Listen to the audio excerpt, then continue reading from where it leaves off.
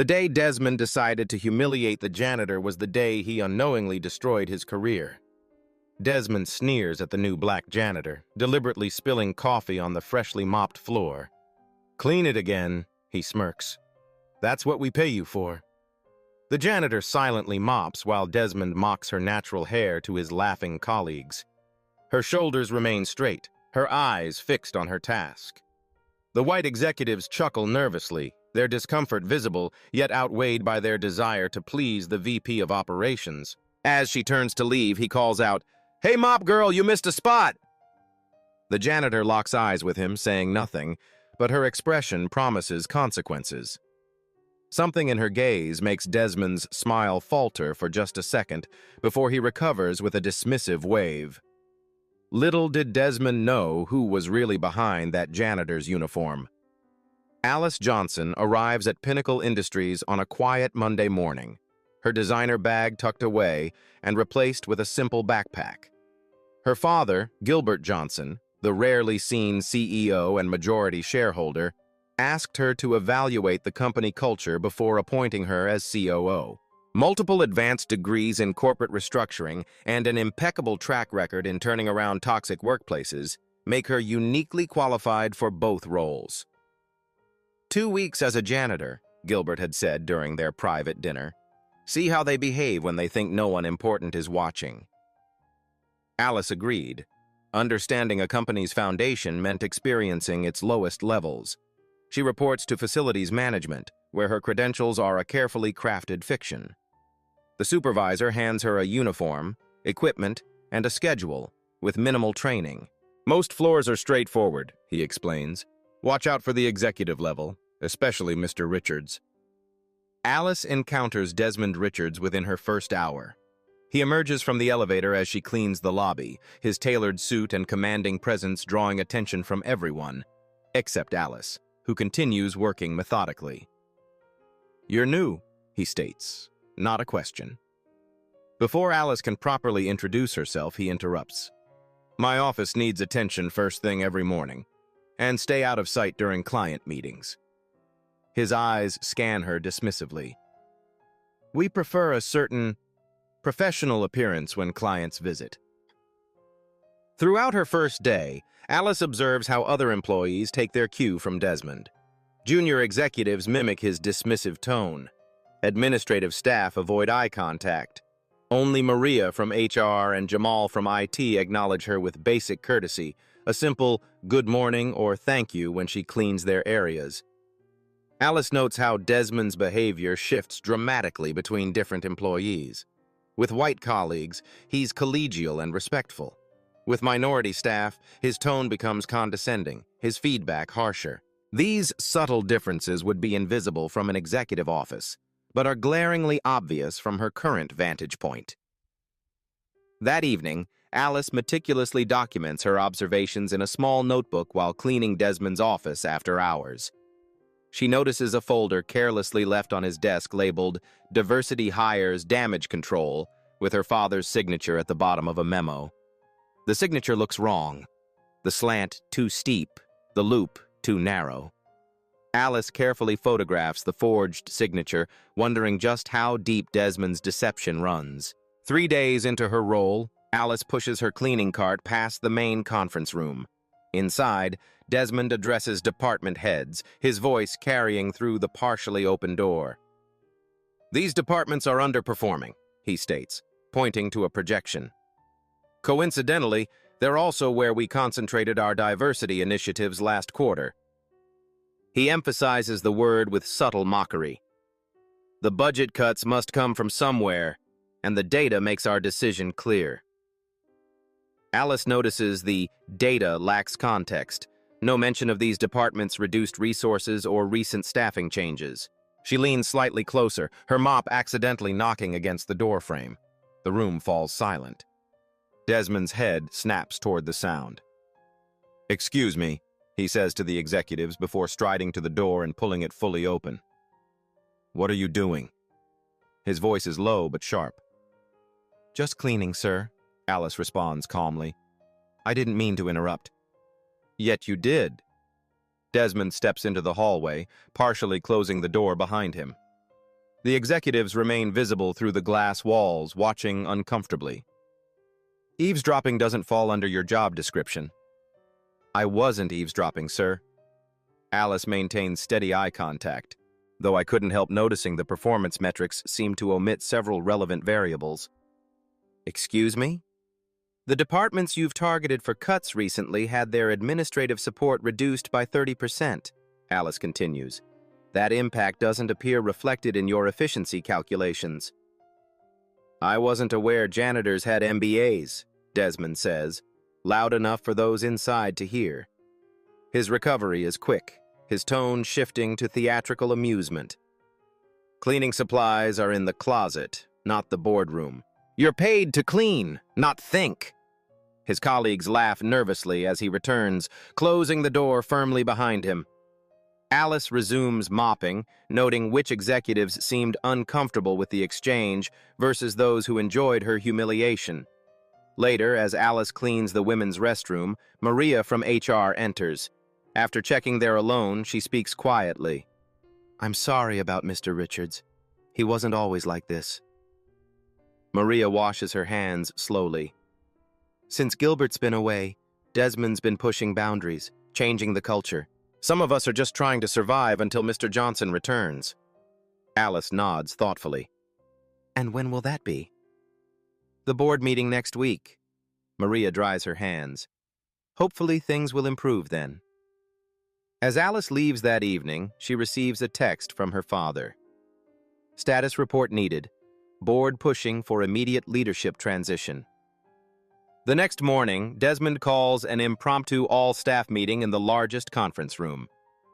Everyone means everyone, the email specifies. Alice arrives with other custodial staff positioned at the back of the room. Executives and managers occupy the seats closest to Desmond, creating a visible hierarchy of importance.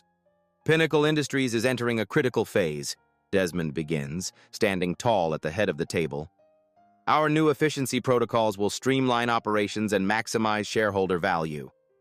He displays a PowerPoint detailing new expectations, extended hours, reduced breaks, stricter performance metrics. The changes disproportionately affect lower-level employees while executive benefits remain untouched. Questions? Desmond asks, his tone suggesting there shouldn't be any. The room remains silent until Alice raises her hand slightly. Desmond's eyebrow arches in irritation. The janitor has a question, he announces, generating uncomfortable chuckles. Go ahead, enlighten us. These new schedules require staff to stay until 7:30 p.m. 3 nights weekly, Alice says. Has there been any analysis of how this impacts employees with family responsibilities or childcare needs? The room grows tense. Desmond's smile doesn't reach his eyes. What's your name again? Alice, sir. Well, Alice, let me ask you something. Desmond leans forward. What's your educational background? Where did you get your business degree? I didn't say I... Exactly, Desmond interrupts. Someone who pushes a mop for a living doesn't understand what it takes to run a successful business. These decisions aren't made lightly, but they are made by qualified professionals. He gestures around the table. Perhaps focus on cleaning schedules rather than corporate strategy. Several executives snicker. Others stare at their notebooks, visibly uncomfortable. Now, Desmond continues, if there are no relevant questions, let's adjourn. As people file out, Desmond calls over his shoulder, Alice, stay behind. The conference room needs attention before our next meeting. The executives linger, finishing their coffee while Alice waits with her cart. Once the room clears, except for Desmond and 3 senior directors, he begins his performance. While you're here, he says loudly, deliberately knocking over a half-full coffee cup. The liquid spreads across the polished table. Oops, clumsy me. His colleagues watch as Alice silently begins cleaning the mess. You know, says Thompson, a sales director, moving unnecessarily close as Alice works, there are other ways to advance in a company like this. Some of us could put in a good word if you were nicer to certain executives. Alice maintains her focus on cleaning, her face neutral despite the implication. Desmond chuckles. Don't waste your time, Thompson. Some people just don't have what it takes to rise above their station. They finally leave, having created additional messes requiring attention. Alice methodically cleans each spill, documenting every word and action in her mental record. Through the glass walls, she notices Jamal from IT watching with obvious concern. That night, Alice calls her father and says, "I've seen enough. It's time for phase 2, earlier than we planned." "He did what?" Gilbert Johnson's voice, though quiet, carries an unmistakable edge through the phone. Alice sits in her modest apartment, janitor's uniform draped over a chair, her notes spread across the kitchen table. "The racism isn't even subtle anymore, Dad," Alice explains, scrolling through photos on her tablet. "Desmond's systematically dismantling your diversity initiatives while forging your approval. The targeted department cuts would eliminate primarily Black and Latino employees." Gilbert sighs heavily. "I knew there were problems, but this—" A pause. "How are your treatments going?" Alice asks, shifting topics momentarily. "Oncologist says I'm responding well. Another reason we need to accelerate the timeline." Gilbert's tone strengthens. "The board meeting is in 3 days. I'll announce you as my successor then." "And until then?" "Continue gathering evidence, leave nothing to chance." After ending the call, Alice stares at her reflection in the darkened window. Her father built Pinnacle from nothing, creating opportunities for people regardless of background. She makes a silent vow, not just to remove Desmond, but to reform the culture completely, honoring her father's original vision. The next morning, Alice cleans the HR department earlier than scheduled. Maria works alone, organizing personnel files. "You're here early," Maria notes with a genuine smile. "I noticed your department gets busy later," Alice replies, carefully mopping around Maria's desk. "Thought I'd get the major cleaning done now." "Considerate, unlike some people around here." Maria continues sorting files, then hesitates. "Can I ask you something? How do you stay so dignified, despite how they treat you?" Alice considers her response carefully. "I believe every job has value, and how people treat others when they think no one important is watching reveals their true character." "That's profound for—" Maria catches herself. "For a janitor?" Alice finishes with a small smile. Maria blushes. "I'm sorry. That was exactly the kind of thinking I was criticizing." "No offense taken. We all have biases to overcome." Alice gestures toward the files. "Looks like performance reviews?" "Yes. Desmond wants them reorganized before the board meeting." Maria lowers her voice. "Between us, he's manipulating the data. Employees who challenge him mysteriously receive poor evaluations, especially minorities." Alice nods thoughtfully. "Has anyone reported this?" "To whom?" "HR reports to Desmond while Gilbert's away. Complaints disappear." Maria's shoulders slump. 3 people filed harassment claims last month, all lost in the system. Later, Alice positions her cleaning cart near the IT department, where Jamal works alone troubleshooting a server. "System giving you trouble?" she asks, emptying his trash bin. "Desmond rushed an implementation without proper testing." Jamal doesn't look up from his screen. "Then blamed my team when it crashed. 2 were fired last week, both women of color with perfect performance records." Alice absorbs this information while wiping down surfaces. "That doesn't seem fair." "It's not. But speaking up is dangerous." Jamal finally looks at her. "Why are you interested anyway?" "Just trying to understand the place I work," Alice says simply. Throughout the day, Alice strategically positions herself to overhear conversations, using her invisibility as a janitor to gather intelligence. She befriends security guards with genuine kindness, securing key card access to all floors when needed. That evening, she makes 2 calls from her apartment. First, to Pinnacle's outside counsel.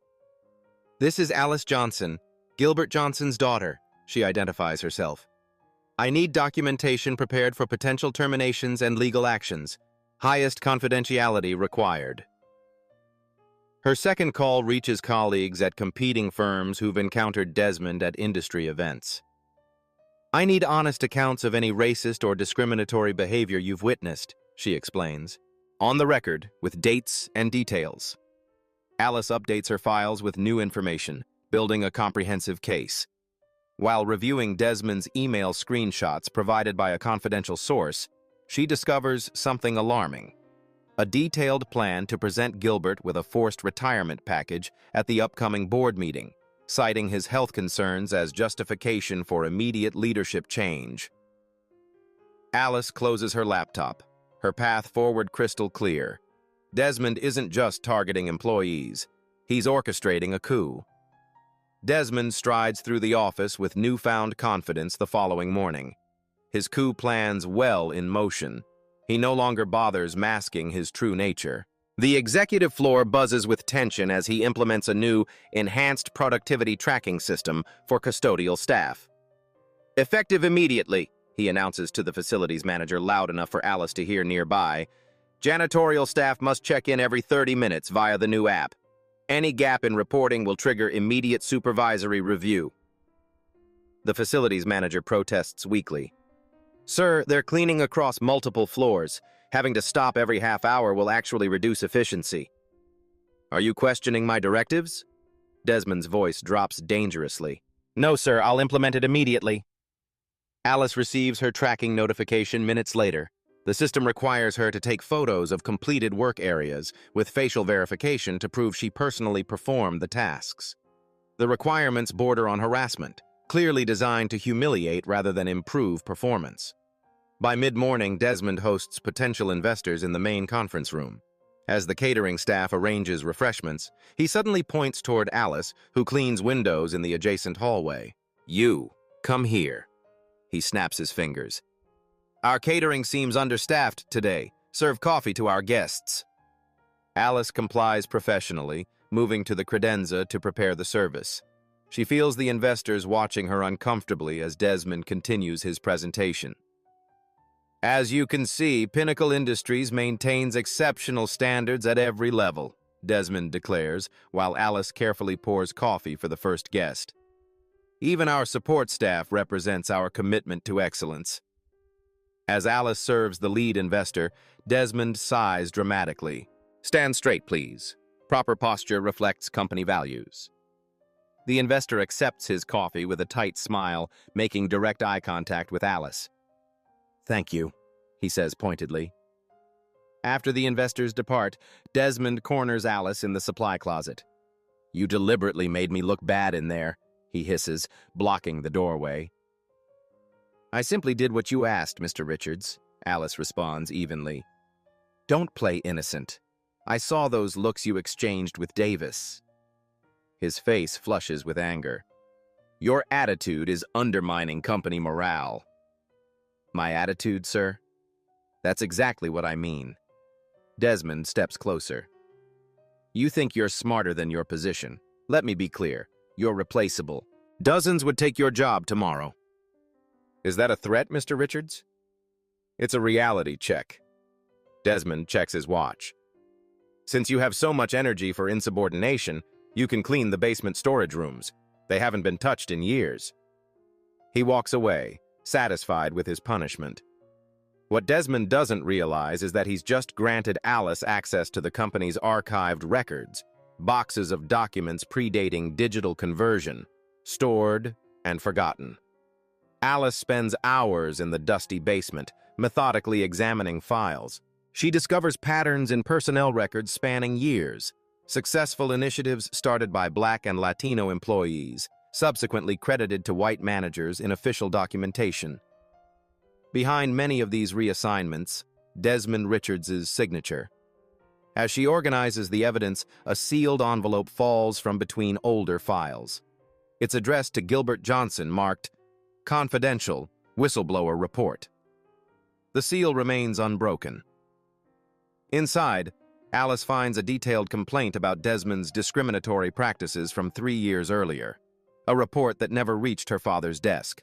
Alice slides the whistleblower report into her pocket, wondering how many other voices Desmond had silenced before they could reach her father. "Come in, Alice," Close the door. Desmond's voice carries artificial pleasantness as Alice enters his office the next morning. The day before the board meeting, his desk appears unusually organized, documents arranged in precise stacks.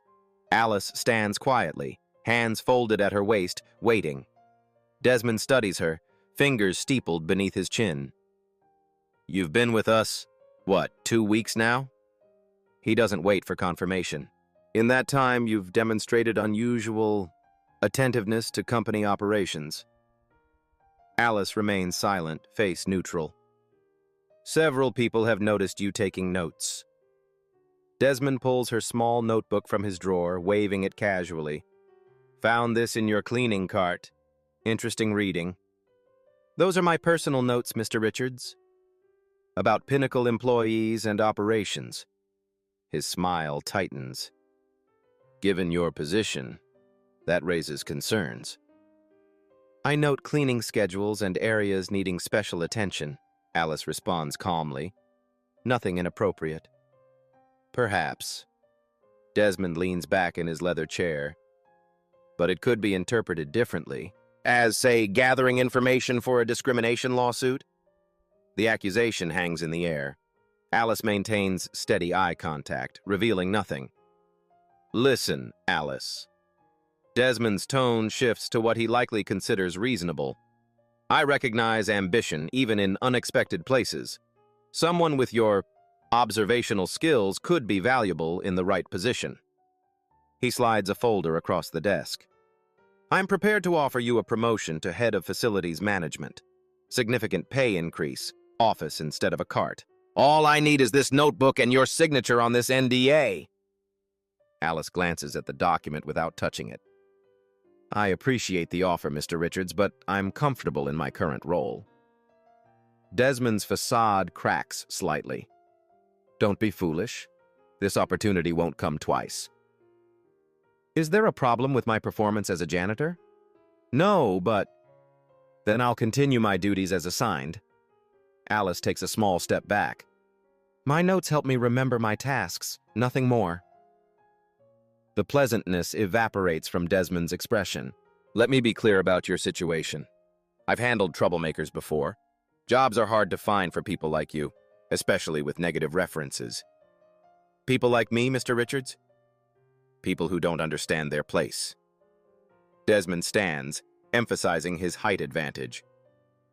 The board meeting tomorrow will solidify my position here. Changes are coming to Pinnacle.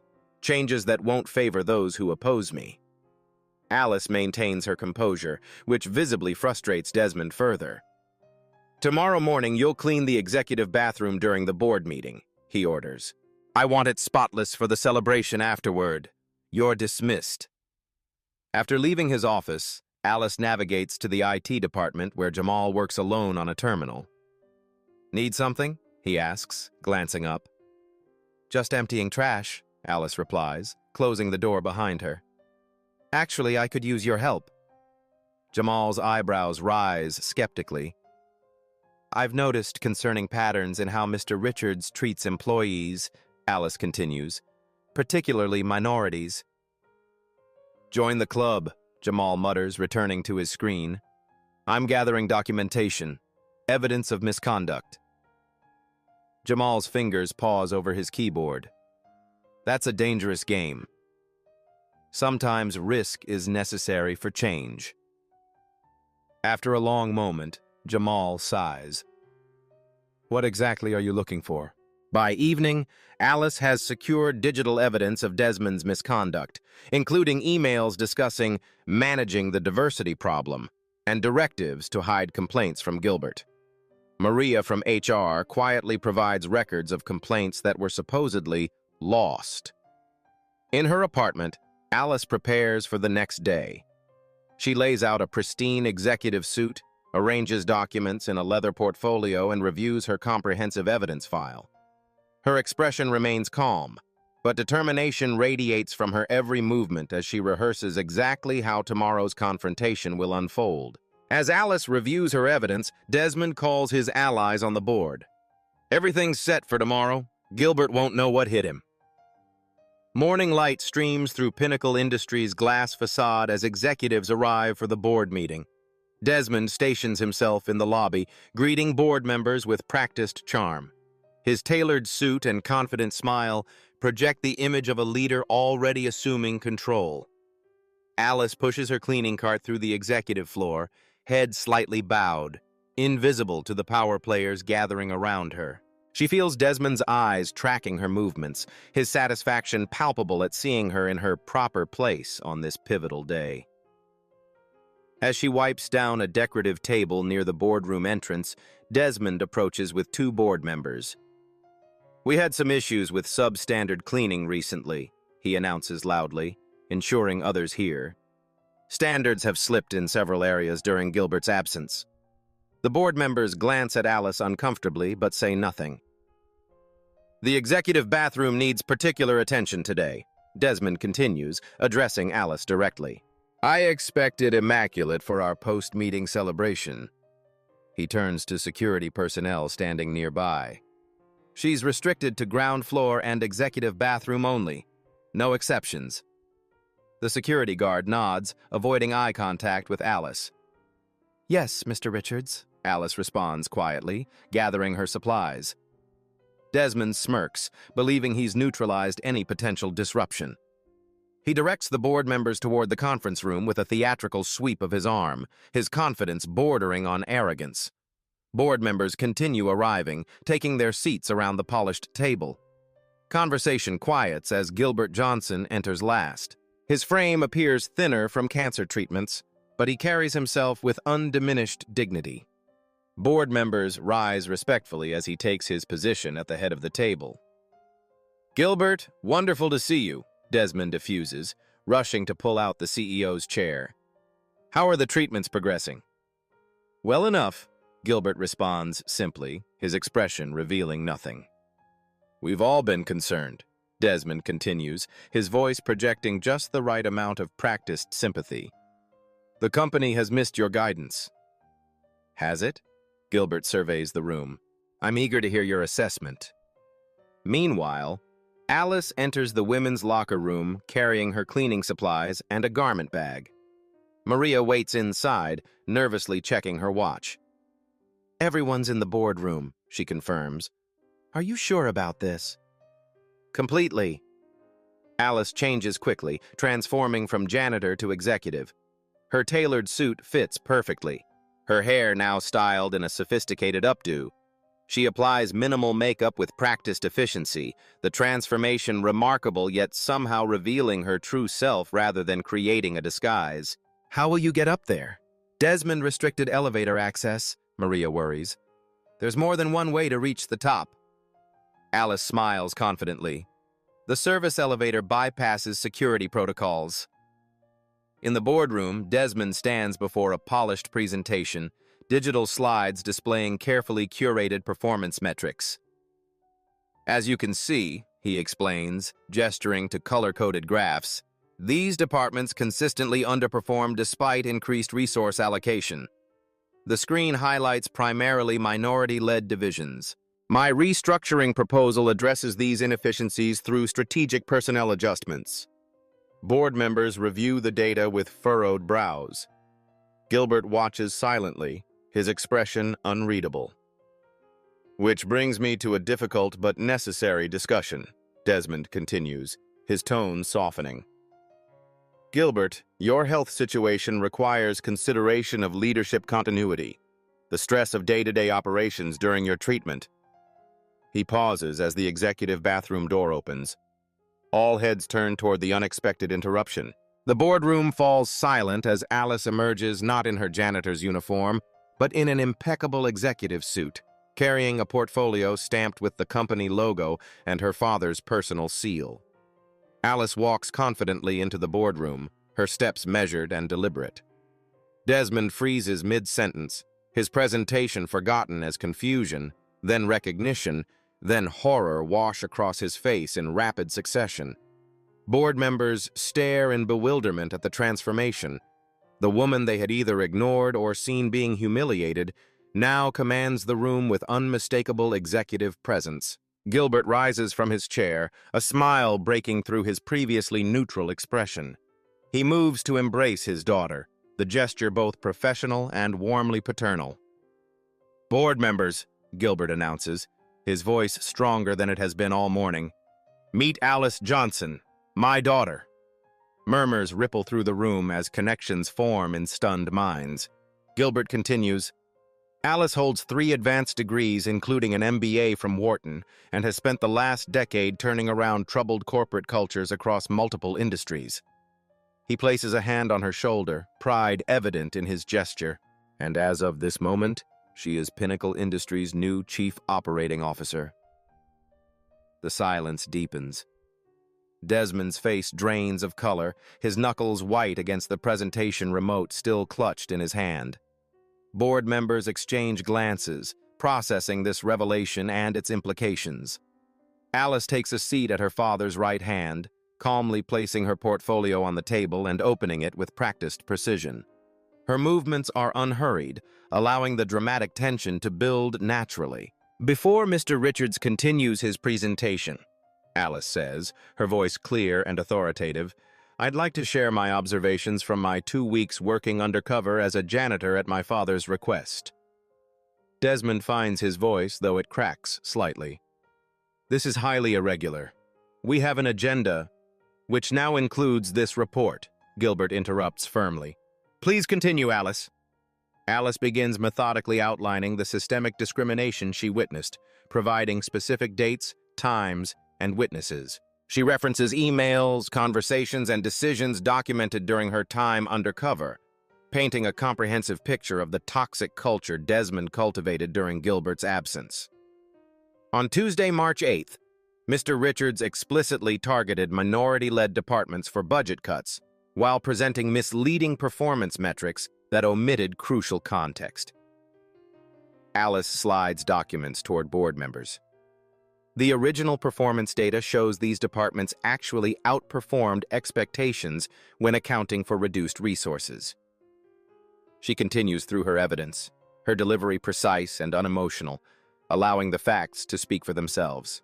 Board members leaf through the documentation with increasingly troubled expressions. "Perhaps most concerning," Alice continues, placing a folder before her father, "is this diversity initiative report bearing your forged signature, creating the appearance that you approved discriminatory policies you had previously rejected." Desmond attempts to interject, but Alice calmly raises her hand. "I haven't finished, Mr. Richards. You've had 2 weeks to speak freely while I cleaned your office." She plays selected audio recordings captured during her tenure as janitor. Desmond's voice fills the room, making casually racist remarks, threatening employees' livelihoods and boasting about circumventing Gilbert's diversity mandates. "And finally," Alice says, removing the sealed whistleblower envelope, "this complaint addressed to my father 3 years ago detailing similar concerns was intercepted before reaching his desk. The pattern is clear and long-standing." Throughout her presentation, Alice maintains absolute composure, a stark contrast to Desmond's growing agitation. He shifts in his seat, loosens his tie, and repeatedly attempts to interrupt only to be silenced by Gilbert's raised hand. When Alice concludes, she turns to her father and the board. "This toxic culture doesn't reflect Pinnacle's stated values or my father's vision. Beyond the moral implications, it represents significant legal and reputational liability that threatens the company's future." "This is absurd," Desmond finally explodes, standing abruptly. "She set me up, planted herself here under false pretenses to fabricate evidence against me." "Did I fabricate the recording of you mocking my hair?" Alice asks calmly. "Or the email where you wrote that diversity hires require extra management to maintain standards?" "Those statements are being taken out of context." Desmond's defense grows increasingly desperate. "In a high-performance environment, certain cultural differences create natural friction. My job is managing that reality, not pretending it doesn't exist." His attempted justification only confirms Alice's accusations, drawing shocked expressions from several board members. "And the forged signature?" Gilbert asks quietly. "A miscommunication with your assistant," Desmond claims, sweat now visible on his brow. She believed you had approved the policy changes before your medical leave. Interesting, Gilbert responds, considering my assistant is sitting right there and confirms no such instruction was given. The executive assistant nods in confirmation, her expression grim. Gilbert surveys the room with quiet authority. I believe we have sufficient cause for an immediate vote of no confidence in Mr. Richards' leadership. The board members, faced with irrefutable evidence and potential legal exposure, vote unanimously to remove Desmond from his position. Security will escort you to clear your office, Gilbert informs Desmond calmly. Company devices and files remain Pinnacle property. As security personnel enter, Desmond's face contorts with rage and humiliation. Alice stands, meeting his furious gaze with composed dignity. You told me cleaning supplies are in the closet, not the boardroom, she says quietly. Today I'm here to clean house. As Desmond is escorted out, he shouts, "This isn't over! I have friends in this industry who won't stand for this!" The boardroom door closes behind Desmond and security, leaving a charged silence. Board members exchange uncomfortable glances, acutely aware of their complicity through inaction. Gilbert surveys the room with measured disappointment while Alice reviews her notes, giving everyone a moment to process the dramatic shift in power dynamics. I believe we should continue this meeting, Gilbert finally says, his tone businesslike, though clearly with a revised agenda. Over the next 3 hours, Alice presents a comprehensive plan for immediate corporate rehabilitation. Board members listen with rapt attention, their earlier skepticism replaced by growing respect as she outlines specific, actionable steps to address the damage done under Desmond's leadership. Effective immediately, Alice announces, all terminated employees from the past year will receive case reviews to identify potential discriminatory dismissals. Those wrongfully terminated will be offered reinstatement with back pay. She establishes a legitimate diversity task force with real authority and reporting structure directly to the CEO's office. This isn't about optics, she emphasizes. This is about building the innovative culture that drives actual performance. By meeting's end, the board unanimously approves Alice's appointment as COO and endorses her reform agenda. Several members privately expressed shock at how blind they had been to Desmond's manipulation of company data and culture. The following morning, Alice arrives early, now openly occupying the COO's office adjacent to her father's.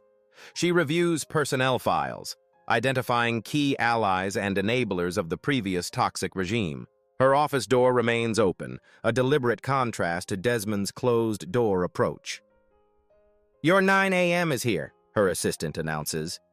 Thompson, the sales director who had made inappropriate suggestions to Alice during her time as a janitor, enters with forced confidence.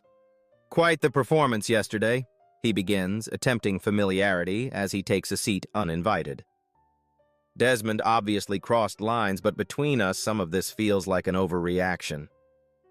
Alice studies him silently before responding. Tell me, Mr. Thompson, what specifically feels like an overreaction? Well, he chuckles uncomfortably. Some comments get misinterpreted. Workplace banter isn't always politically correct.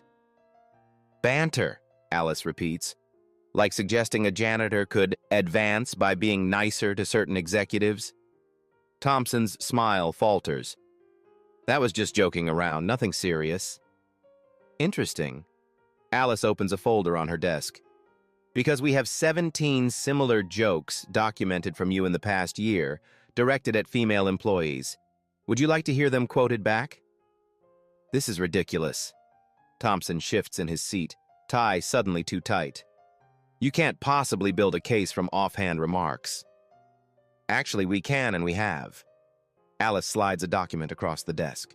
This is your severance agreement, contingent upon a non-disclosure clause. The alternative is termination with cause, which would trigger mandatory reporting to industry oversight boards regarding the harassment claims. Thompson stares at the document, reality finally penetrating his privileged bubble. You can't do this. It's already done.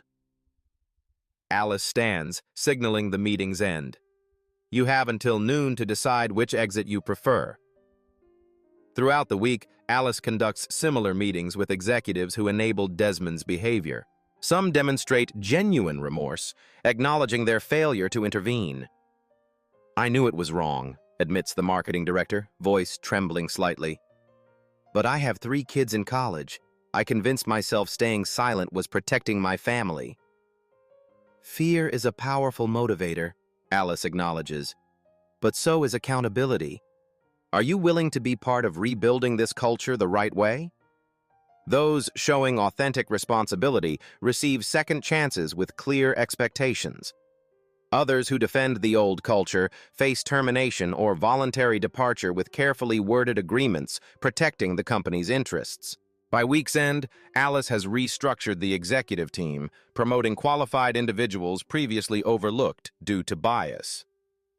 Jamal from IT becomes Chief Technology Officer, his previously ignored cybersecurity proposals now fast-tracked for implementation. Maria advances to Senior Director of Human Resources, tasked with rebuilding trust in a department that had become weaponized under Desmond's influence. In a private conference room, Gilbert and Alice meet with Pinnacle's legal team to address Desmond's misconduct. "We have 3 options," explains the chief counsel, sliding folders across the table. "First, internal discipline only, termination with a strong NDA and financial settlement. Second, full cooperation with regulatory investigations but no proactive disclosure. Third, transparent approach, publicly acknowledge past failures while demonstrating corrective actions." Gilbert looks to Alice. "Your recommendation?" "Option 3, she responds without hesitation. "Settlements and NDAs protect Desmond and any company that might hire him. Transparency protects future potential victims." Gilbert nods his agreement. "Proceed with full transparency. Pinnacle will demonstrate leadership through accountability, not cover-ups." The decision sends shockwaves through the industry where such behavior is typically settled quietly to protect corporate reputations. Media outlets request interviews, sensing a rare break from the standard damage control playbook. Alice selects one respected business journal for an exclusive feature, using the opportunity to position Pinnacle as taking decisive action against discrimination rather than hiding from past failures. "Leadership requires experiencing all levels of company operations," she explains to the journalist. "When executives remain isolated in corner offices, they lose touch with the culture that actually drives success or failure." The article publishes with the headline, "Undercover Boss's Daughter Exposes Toxic Culture, Pioneers New Approach to Corporate Accountability." Meanwhile, Desmond launches a desperate damage control campaign, contacting allies at competitor firms and spreading misinformation about his departure. "Medical differences of opinion with Gilbert," he tells one CEO. "Personality conflict with his daughter," he explains to another. His narrative portrays him as the victim of family politics rather than his own misconduct. His strategy backfires spectacularly when 3 former Pinnacle employees, emboldened by Alice's actions, publicly share their experiences of discrimination under his leadership. Their accounts corroborate Alice's findings and add new dimensions to the pattern of abuse. 6 weeks into her tenure as COO, Alice presents her comprehensive reform plan to the board. The detailed strategy becomes a case study in corporate culture rehabilitation, blending accountability with forward-looking innovation. The approach emphasizes dignified treatment of all employees regardless of position, connecting ethical leadership directly to improved performance metrics. Early results prove promising. Employee satisfaction scores rise for the first time in 3 years. Productivity increases across departments previously labeled underperforming. Turnover rates drop significantly, particularly among minority employees. Alice ensures Jamal and Maria receive public recognition for their integrity during the investigation. At the company's quarterly all-hands meeting, she personally acknowledges their courage. "Transformation requires allies at every level," she tells the assembled staff. "The true measure of our success won't be financial statements, but whether every person in this company feels valued for their contributions, regardless of their title or position." As the meeting concludes, Alice's assistant hurries forward with an urgent message. A legal letter has arrived from Desmond's attorney, claiming wrongful termination and demanding reinstatement with compensatory damages for reputational harm. Alice reads the document calmly, unsurprised by this desperate countermove. As she finishes, her phone buzzes with a notification. The Equal Employment Opportunity Commission has opened a formal investigation into Desmond's conduct, requesting Pinnacle's cooperation. Alice sets both documents on her desk, knowing the real battle has only begun. Desmond's downfall must be absolute to truly protect the vulnerable throughout the industry. 6 weeks after his termination, Desmond Richards strides into the hearing room with practiced confidence. His expensive legal team flanks him, briefcases bulging with motions and counter-allegations. The polished veneer of his appearance, custom suit, fresh haircut, authoritative posture, projects the image of an executive temporarily inconvenienced rather than a man fighting for his professional survival. The room fills quickly with industry representatives. What began as a standard wrongful termination dispute has evolved into a watershed moment for corporate accountability. HR directors, diversity officers, and legal counsel from competing companies pack the observer seats, recognizing the precedent-setting potential of today's proceedings. Desmond nods to several former colleagues, receiving stiff acknowledgments or awkward glances in return. His attorney leans close, whispering reassurances about their strategy. They plan to portray Alice as privileged and manipulative, the entitled daughter orchestrating a calculated takeover at any cost. "All rise," announces the bailiff as the three-person arbitration panel enters.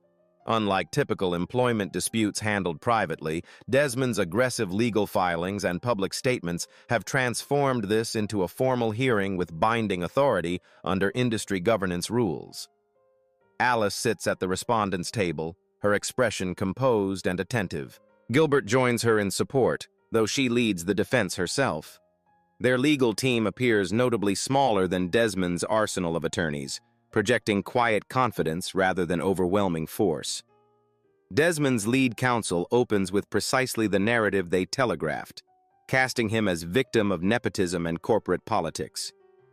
Mr. Richards implemented necessary performance standards that sometimes proved uncomfortable for underperforming employees, the attorney argues. Ms. Johnson, with no operational experience at Pinnacle, engineered a deceptive scheme to remove him, manufacturing a discrimination narrative to justify a daughterly coup. Alice allows the characterization to stand unchallenged for now, taking careful notes rather than displaying any reaction. Desmond testifies first, presenting himself as a dedicated executive making difficult but necessary business decisions. "Performance metrics don't lie," he insists, gesturing toward charts displaying departmental statistics. "The divisions we targeted for restructuring objectively underperformed. That some were led by minorities reflects hiring patterns predating my leadership, not discriminatory intent." He portrays Alice's undercover operation as corporate espionage and entrapment, designed to manufacture evidence rather than discover truth. His testimony seemed to resonate with at least one panel member, whose questions suggest skepticism about Alice's methods. The momentum shifts when Alice begins cross-examination, her approach methodical rather than confrontational. "Mr. Richards, these performance metrics you've presented, who selected the evaluation criteria?" she asks. "I did, with my executive team," he responds confidently. "And who determined which factors would be weighted most heavily in these assessments?" "Again, my team made those determinations based on business priorities." Alice nods thoughtfully. "Did departments led by white executives operate under identical evaluation criteria as those led by minorities?"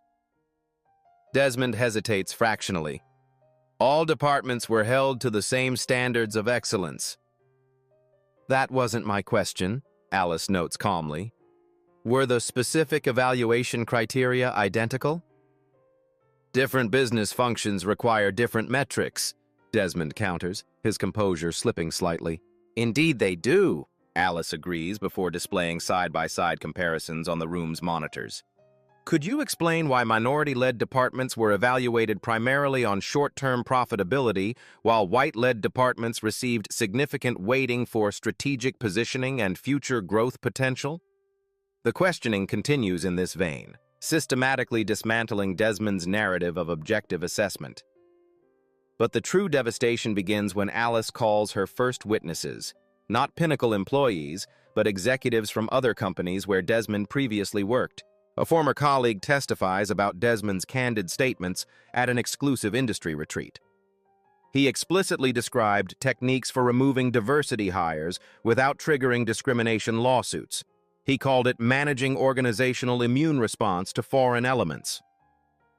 Another witness, a VP from a competing firm, describes Desmond's behavior at a private club.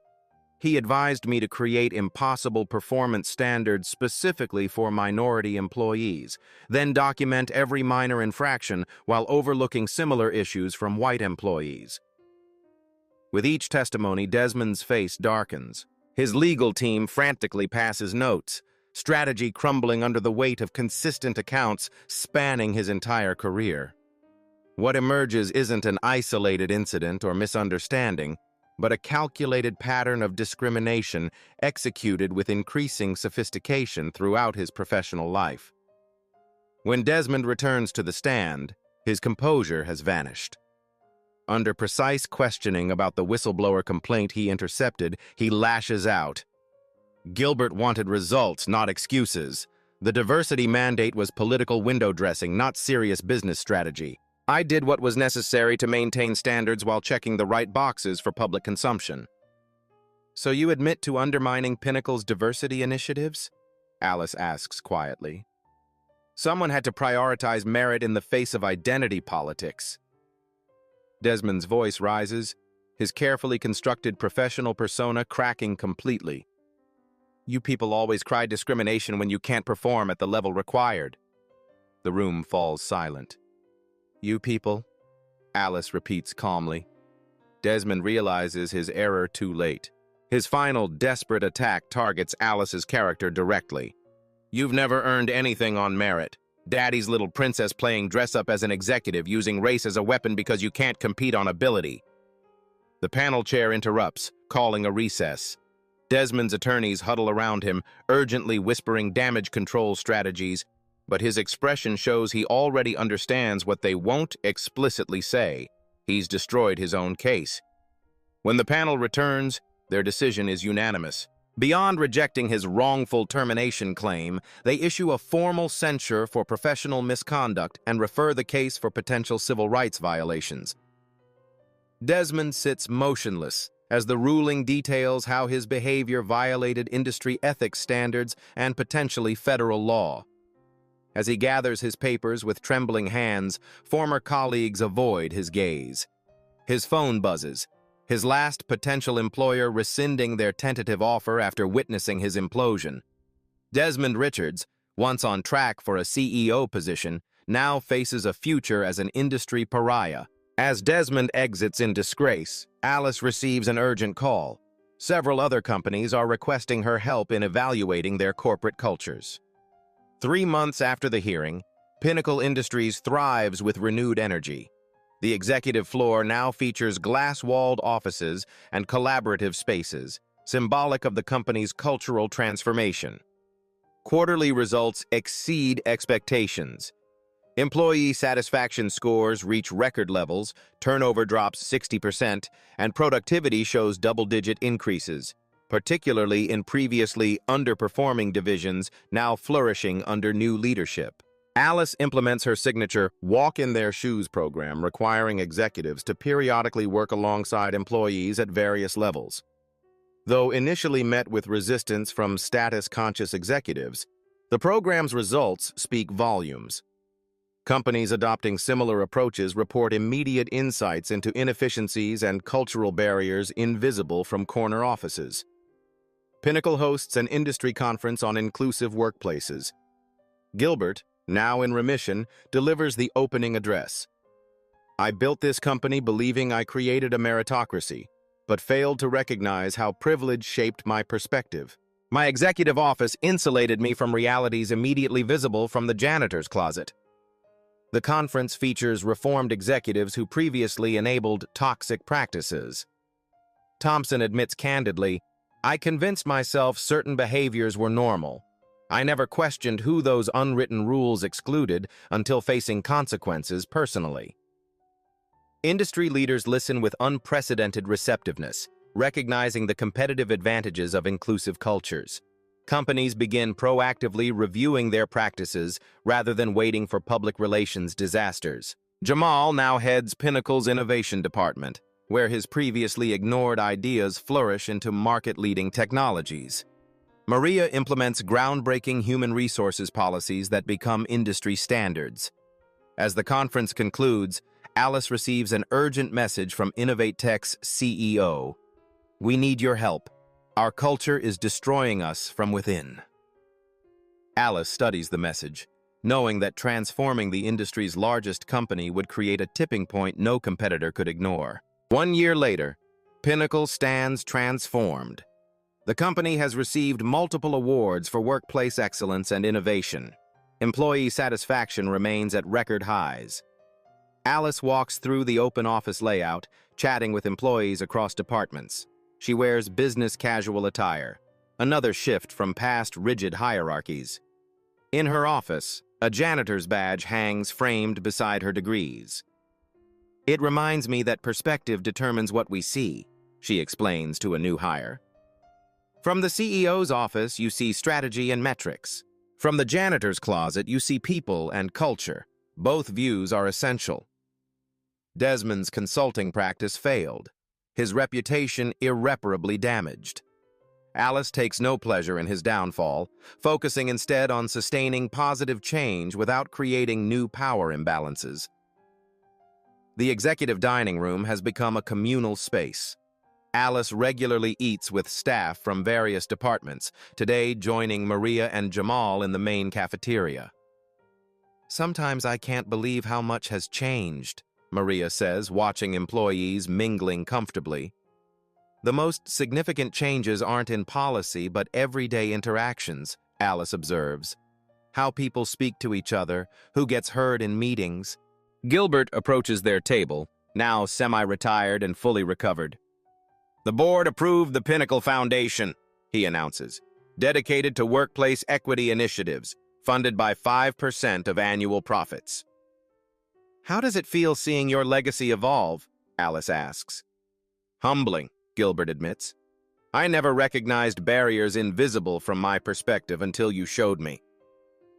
Later, Alice meets with Ramon, a newly hired custodian with an environmental science degree. He presents research on sustainable cleaning supplies. Alice listens attentively, then walks him directly to the operations director's office, ensuring he receives proper credit for his initiative. At orientation, Alice addresses new employees. At Pinnacle, position doesn't determine value. Everyone deserves respect. The measure of leadership isn't the power you wield, but how you treat those who can't immediately benefit you. She concludes with the company's new ethos. True character is revealed in how you treat those you believe can't help you. If you enjoyed this story of justice and transformation, make sure to like this video and subscribe to Beat Stories for more powerful narratives that will leave you thinking.